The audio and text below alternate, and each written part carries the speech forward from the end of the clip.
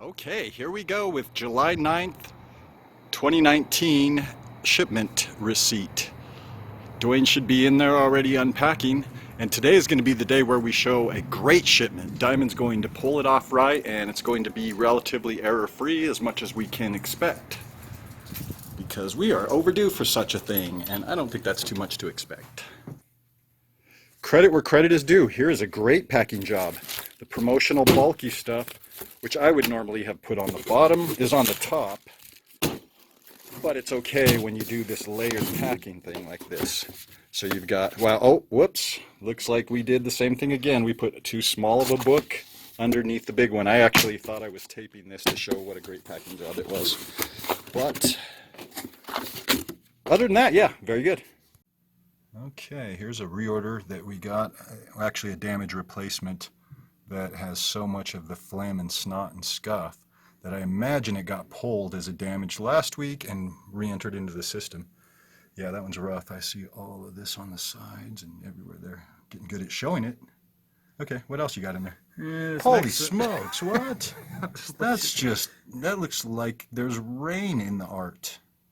But it's not part of the art, it's actually just the way it goes.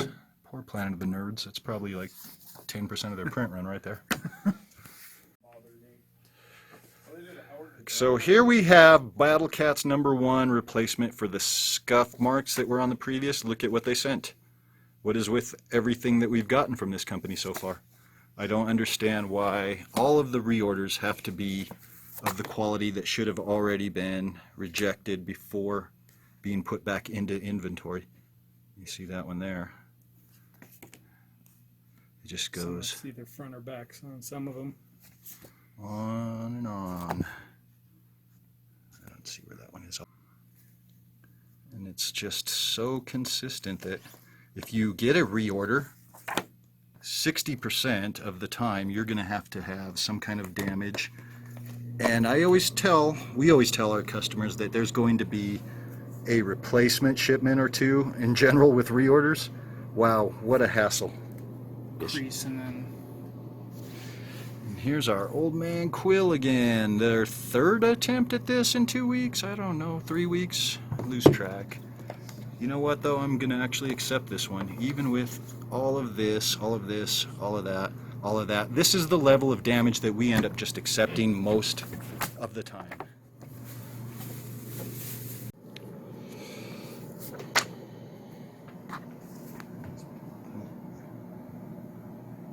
Yeah, so Old Man Quill, #6, I don't know, it's our curse book apparently.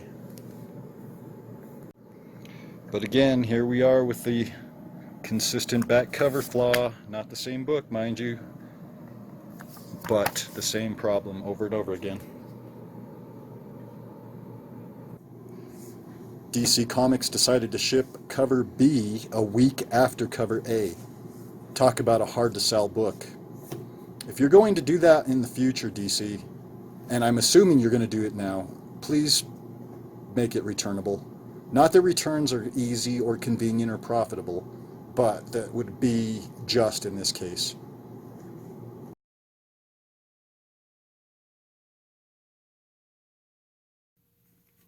I know black covers show an exceptional amount of evil, but the thing is that when it's the entire print run, except a couple, what do? I guess you just have a lottery to decide who gets the not bad ones.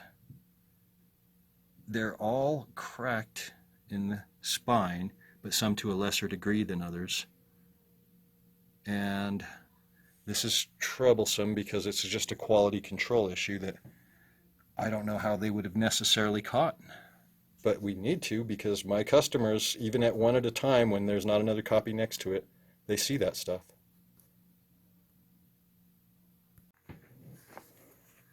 I, for one, can't concentrate on reading at work because there's always so much work to do. But fortunately, our Diamond employees find time to flip through my copies of Grimm Fairy Tales, getting the finger digs in there for my near mint collector who only wants them for the cover and only if they're near mint. Because, like, really, why would you want to collect a book in damaged, dug-in condition? And if you look, This one already had troubles anyway. Well, of course, that could have been done by the employee. But the finger digs on every nearly bare-breasted cover is getting a little bit tiresome after, oh, I don't know, it's been like 30 years, something like that. This is not a manufacturer damage, it's a handling damage. And it is on a 1/10 copy, of which is a $7.99 cover price. So yes, you had to buy $79.90 retail worth of comics to purchase this one. And your fans that are buying premium books love torn back covers. Oh wait, no, it's that they don't. That's what it was. I knew it was one of those two. You know, I wish this kind of thing didn't matter. I wish that we could just say that people love their comics and are going to keep them forever, but almost everybody that pays $3.99 for a book has some justification in the hopes that they can resell them someday, or at least have the feeling that there's some value to them besides the reading value. I know it's a lot to ask, but it's also easy to get them in new condition when you look at what's going on with the nice copies. It's not like every copy. So Catwoman is not all the copies damaged. It's just the majority of them have these spine things going on today. And I don't know what to do on this. I guess we're going to try and pull them and report them later if it turns out that we have customers not happy. Here's an example of a flaw that goes through almost all of our Venoms today. It's like they're all chopped on the top.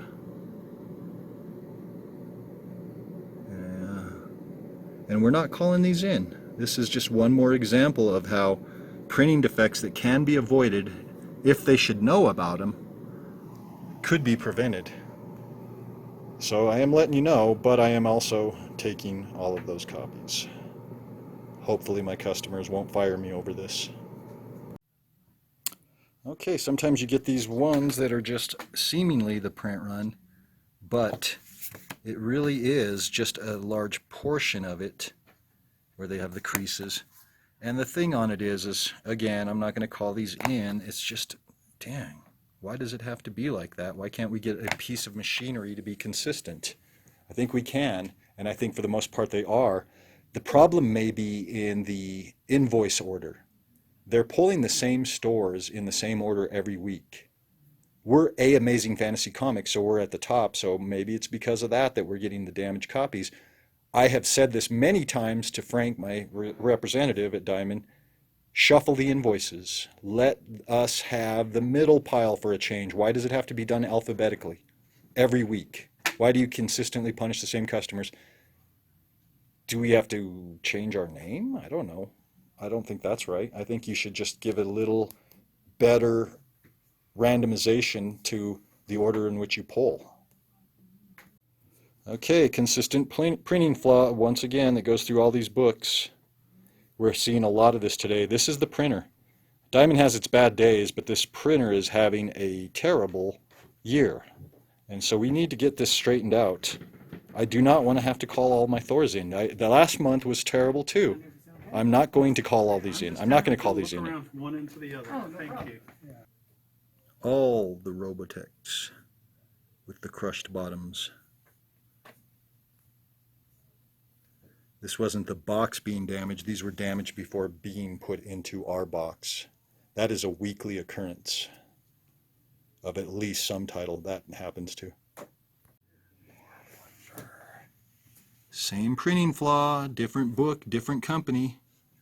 Let me tell you, virgin covers are very hard to sell when you have damages on them. And they are all damaged. Every detective is damaged again, month after month. Apparently the printers are all right with this. They'll just keep upping the price to make up for it.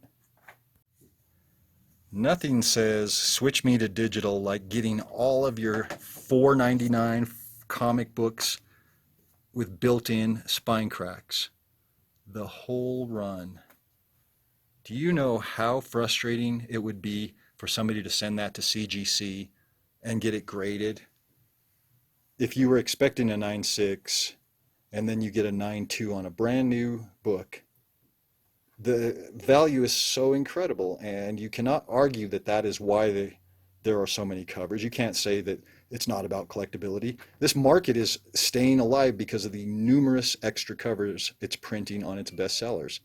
And if you're going to put those out, that's what people have to expect to pay for, is damaged goods. If you're going to buy something that isn't going to return, you might as well just buy digital.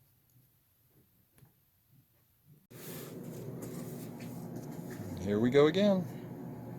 Not all of them, but some more severe than others. Every one of them has something. Some are worse than others, but all of them are printing flaws. The trade paperbacks with sneeze marks on them, those are really hard to sell at full price. If people are going to buy damaged books, then they're going to expect a discount, and there are plenty of places to get discounted books. But I don't want to pay for a brand new book and then have to discount it because it's scuffed out. What is the point? I mean, you guys are supposed to be a new issue provider.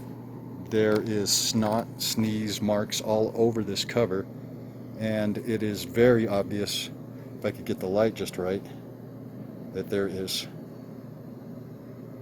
a feeling of dread to even touch this cover if you didn't know that it was just printing damage. Who wants to touch sneeze?